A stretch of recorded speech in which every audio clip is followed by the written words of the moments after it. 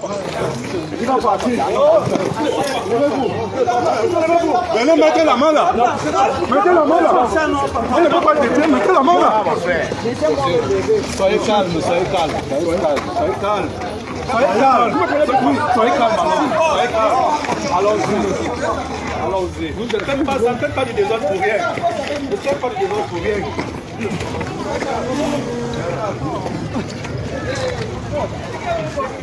C'est le pays, hein.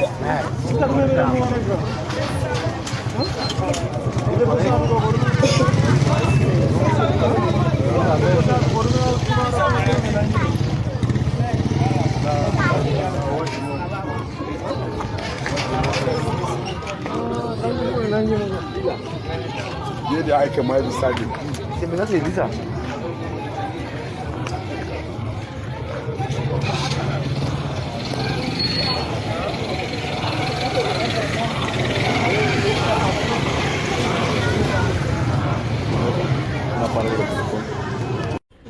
S'enlèvement à nouveau sur les feux de projection, pas forcément pour une très bonne chose, mais encore pour le représailles. Représailles du MNC, représailles du parti du professeur Maurice Kamto, représailles finalement de ce qui reste de la République, ce qui reste du vivre ensemble, ce qui reste de l'état de droit, ce qui reste finalement de ce qu'on peut mieux partager en commun. Lorsque on dit souvent que le Cameroun est passé d'un état de droit finalement à un état de force, vous avez là un exemple palpable. Le directeur de l'ECAM, M. Essoussé Dieudonné, a récemment fait un communiqué aux responsables de l'ECAM dans les régions, dans les départements, puis dans les arrondissements, les invitant à clôturer la liste d'enregistrement des Camerounais sur la liste électorale. Et vous savez que depuis la sortie du professeur Maurice Kamto le 25 février dernier, alors qu'il était en train d'installer le bureau régional du centre, il avait appelé les militants du MNC à continuer à s'enregistrer sur la liste électorale pour que le moment venu, qu'ils puissent comme ça là, se déployer pour exercer leur devoir, loin d'être un droit.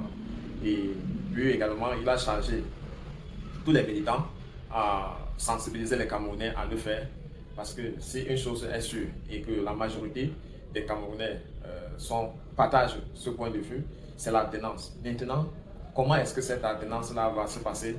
C'est ce qui est le plus difficile.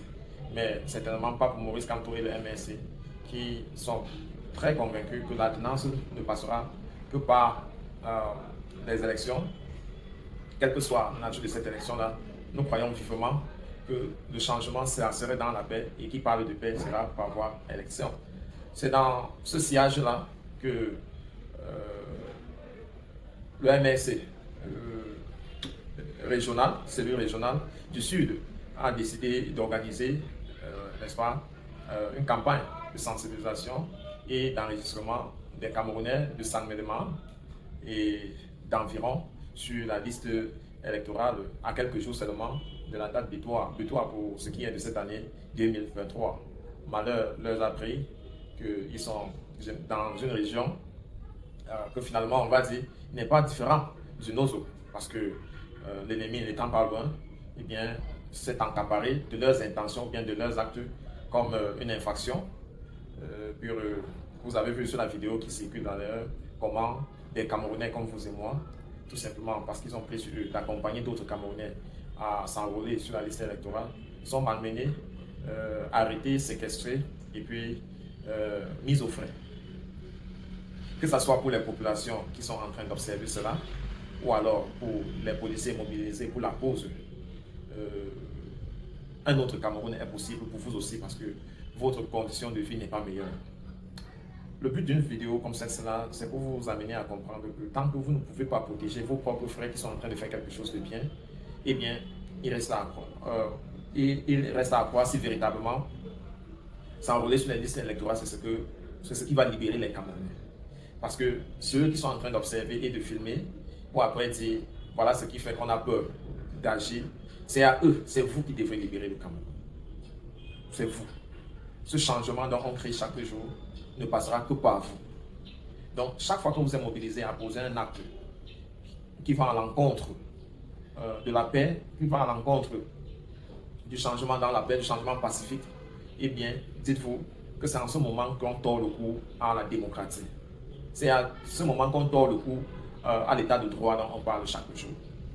Et ce peuple-là qui est toujours en train de subir, parce que cette intimidation-là, parce que c'est ça l'outil de manuel qu'utilise le régime en place lors de 82 pour pouvoir dominer sur les masses. Elle ne se sert que de ça. C'est-à-dire, tous ceux qui ont donc regardé la scène et qui vont regarder ça dans les réseaux sociaux vont prendre peur et du coup seront ineptes. Puis le régime va tout simplement organiser ses élections prochainement et puis s'installer confortablement. Dire qu'ils sont les élus de la nation, ils sont les élus, les représentants du peuple. Mais vous voyez dans quelles conditions ils empêchent le peuple de participer au jeu électoral. C'est malheureux. Pas pour ce gouvernement-là qui est déjà à 40 ans et veut s'éterniser. C'est malheureux pour le peuple qui souffre et accompagne cet acte-là par son silence. C'est malheureux. Vous croyez que si les policiers arrivaient là-bas et trouvaient 200 éméricistes en train de faire cette activité-là, si vous croyez qu'ils auront la capacité de les arrêter? La réponse est non. C'est lorsque la communauté en elle-même ne fédère pas autour de l'acte que les quelques-uns qui veulent montrer la voie sont finalement des victimes, sont jetés dans la pâture du lion. Parce que la communauté immédiate, soit par peur, soit par désintéressement, puisqu'elle ne sert plus finalement à protéger les courageux, voilà où la torture vient. Voilà où la séquestration vient. Mais comme vous le savez, l'État nous appartient à nous tous. Je me souviens la lettre du professeur Alain Foguet depuis sa cellule à Koningui, à la prison principale, disait que ce zèle des administrés, ce zèle de l'administration centrale, que ils sont comme des locataires, mais des locataires qui finalement ont pris goût de la maison dont ils sont en train de gérer au point d'oublier qu'elle ne les appartient pas.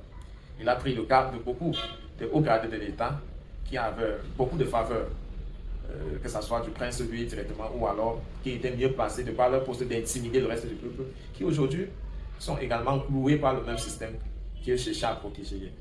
Donc c'est le même message que dans cette lettre il envoyait au sous-préfet de Yaoundé 2, M. Ousmane Daoudou, qu'on envoie également à ce sous-préfet de Sangbélema 1, que voyez-vous, pour le moment, vous serez peut-être nommé, vous serez peut-être érigé à une fonction supérieure grâce à l'acte qui, selon vos supérieurs, vont juger de bravoure, mais lorsque viendra le moment pour répondre à ce genre d'acte barbare contre ses propres citoyens, eh bien, vous serez seul face à votre destin. Cela met un thème à ce numéro avec Meilleur Série. Restez scotchés à nos programmes qui se poursuivent et à très bientôt pour un autre numéro. Félicitations, si tu es encore là, tu fais partie des 0,1% des gens qui finissent tout ce qu'ils ont commencé. N'oublie surtout pas de revisiter la chaîne pour fouiller d'autres contenus qui t'auront échappé lorsque tu n'étais pas encore abonné ici. Et n'hésite pas de recommander cette chaîne à d'autres personnes qui font des recherches sur le Cameroun ou alors qui aimeraient être au parfum de l'actualité de la politique camerounaise. N'oublie surtout pas de liker, c'est gratuit. Commenter également est gratuit. Et c'est l'une des choses que tu peux certainement faire pour apprécier nos contenus. Retrouvons-nous très prochainement. Reste scotché sur notre chaîne. À très bientôt.